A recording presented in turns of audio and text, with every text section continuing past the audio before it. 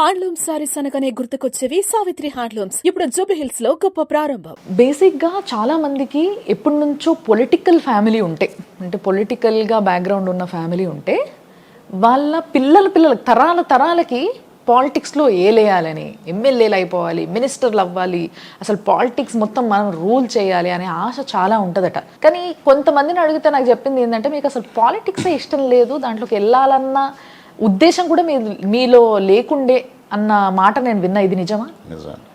ఎందుకు సార్? నాకు బేసిక్గా బిగినింగ్ నుంచి పాలిటిక్స్ మీద ఇంట్రెస్ట్ లేదు. ఎందుకంటే మా ఫ్యామిలీ, మా ఫాదర్తో సఫరర్ మేమంతా ఆర్థికంగా.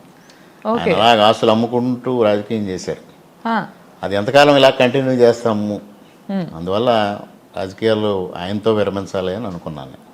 ఓకే. కానీ తప్పనిసరి పరిస్థితుల్లో చంద్రబాబు నాయుడు గారి మాట, మా తండ్రి గారి మాట విని అలానే రాజకీయాల్లోకి రావాల్సి వచ్చింది. మీకేం చేయాలని ఉండే? మీ ఇష్టం ఏంటి మరి?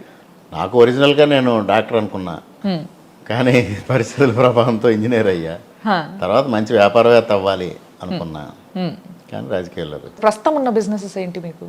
మాకు ఆల్రెడీ ఎగ్జిస్టింగ్ అప్పటికే పౌల్ట్రీ ఫార్మ్స్ ఉన్నాయి. అంతకుముందు నేను కాంట్రాక్టరు, తర్వాత దానికి వెళ్ళా, దాని నుంచి క్లోజ్ అయింది. ఆ తర్వాత 2010లో అది క్లోజ్ అయింది. 12లో నేను తెలుగుదేశం పార్టీ ఇన్ఛార్జిగా బాధ్యతలు స్వీకరించాలి. సో ఇప్పుడు ఫుల్ ఫ్లెడ్జ్ ఓన్లీ పొలిటీషియన్ అన్నమాట మీరు, అంతే, ఇంకేం లేదు. మరి పైసలు వస్తున్నాయా పోతున్నాయా సార్? ముందుగా ఆల్రెడీ బిజినెస్ ఉంది. సో అంటే దీని నుంచి పైసలు వస్తున్నాయా పోతున్నాయా మీకు ఏమన్నా? దీని నుంచి పైసలు ఆశిస్తే ఈ పరిస్థితుల్లో ఉండం మేము. అంతేనా? ఎట్టి పరిస్థితుల్లో పైసలు సంపాదించే ఉద్దేశం లేదా మీకు దీంట్లో? మీరు అన్నారు కదా, మీరు బాధపడుతున్నారు కదా, ఆల్రెడీ పాలిటిక్స్ లో ఉంటే నష్టపోతాం, ఆస్తులు అమ్మేసుకుంటామని. అంతే కదా, అందువల్లే కదా మేము ఎప్పుడో మా ఫాదర్ వెరీ కంఫర్టబుల్ పొజిషన్ నుంచి ఆర్థికంగా ఇబ్బంది పడే పరిస్థితికి ఎందుకు వచ్చారు. ఆయనకు ఒక పాలసీ బేస్డ్, ఆయన లెగసీ కంటిన్యూ చేయాలంటే నేను అదే పాలసీ మీద వెళ్ళాలి. ఇప్పుడు నాన్నగారు ఎన్నో ఆస్తులు అమ్మారు, ఓకే. ఆయన గురించి, ఆయన గొప్పతనం గురించి మా అందరికీ తెలుసు. 4 సార్లు ఆయన ఎమ్మెల్యేగా గెలిపించుకోవడం జనాలు అంత ఇష్టంగా, మిమ్మల్ని ఇది రెండోసారి జనాలు గెలిపించడం. మరి మీరేం ఆస్తులు అమ్మినారు మీవి? నేను ఆస్తులు అమ్మలేదు, నేను ఇంట్లో నుంచి పెట్టలేదు, అంత బయట నుంచే. అంటే ఫండింగా సార్? నడిచింది అట్లాగే. అట్లే నడిచిందా? ఈసారి ఇట్లా నడుపుదాం అనుకుంటారు? ఈసారి నాకు తెలిసి ఆంధ్రప్రదేశ్కి అట్లా నడిపితే కూడా సరిపోదు, అవునా? ఎందుకంటే మేము వచ్చే దారిలో రోడ్లు చూస్తే చాలా దారుణంగా ఉన్నాయి, రోడ్లు భయంకరం అండి, మామూలు కాదు. ఏ విధంగా నడుపుదాం అనుకుంటున్నారు సార్ ఈసారి? వాళ్ళ గవర్నమెంట్ నడుపుతుంది, రోడ్స్ వేస్తాం, రోడ్స్ తప్పనిసరిగా. బేసిక్గా నాకు తెలిసైతే ఒక రాష్ట్రంలో ఏ డెవలప్మెంట్ అయినా జరగాలి అని అంటే ముందుగా అక్కడ ఇండస్ట్రీస్ పెరగాలి, ఇన్వెస్ట్మెంట్స్ పెరగాలి, దానికి తగ్గ ఇన్ఫ్రాస్ట్రక్చర్ ఉండాలి. సో ఇవన్నీ ఉంటేనే ఆ రాష్ట్రం ముందుకెళ్ళగలుగుతుంది. ఇప్పుడు గత 5 సంవత్సరాలుగా మీరు ఏదైతే విమర్శిస్తున్నారో, గత 5 సంవత్సరాలుగా రోడ్లు ఇంత చండాలంగా ఉన్నాయి, వచ్చిన కంపెనీలు లేవు, ఇవన్నీ టీడీపీ చెప్తున్నవే.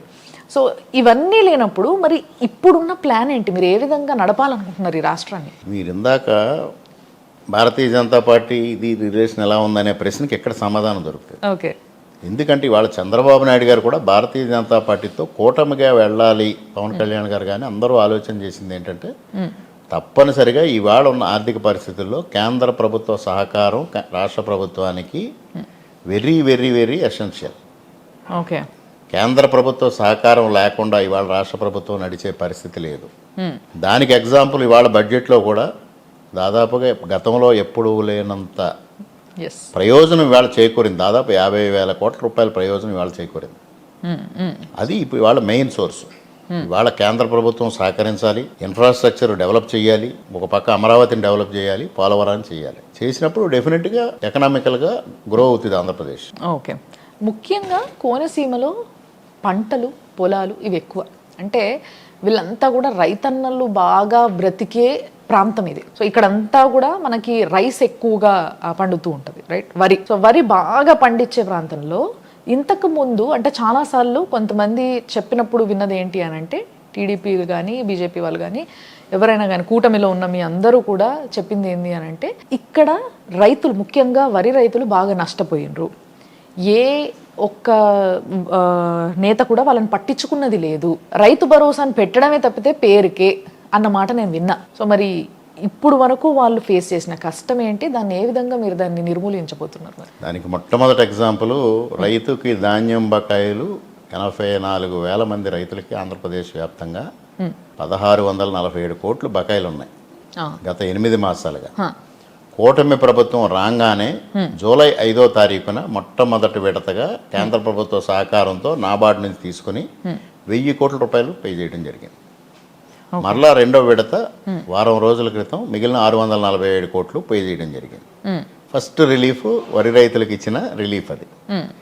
అదే విధంగా ఇవాళ ప్రతి విషయంలోని కూడా ధాన్యం కొనుగోలు విషయంలో కూడా గతంలో ఉన్న ఆంక్షలన్నీ తొలగించి ఇవాళ రైతుకి అనుకూలమైన విధానం ఆల్రెడీ ప్రవేశపెట్టడం జరిగింది. సో రైతులు సంతోషంగా ఉన్నారంట. రైతు గత ప్రభుత్వ హయాంలో గంజాయి రైతుకి చాలా ప్రోత్సాహం లభించింది, వరి రైతుకు నిరుత్సాహం మాత్రమే మిగిలింది. ఆ పరిస్థితి తొలగించి ఇవాళ గంజాయి పండించే వాళ్ళకి శిక్షలు తప్పు, వరి రైతుల్ని తప్పనిసరిగా ప్రోత్సహిస్తాం. ఓకే. సుమన్ టీవీలో మీ పర్సనల్ అండ్ బిజినెస్ ప్రమోషన్స్ కోసం కింది నెంబర్కి కాంటాక్ట్ చేయండి.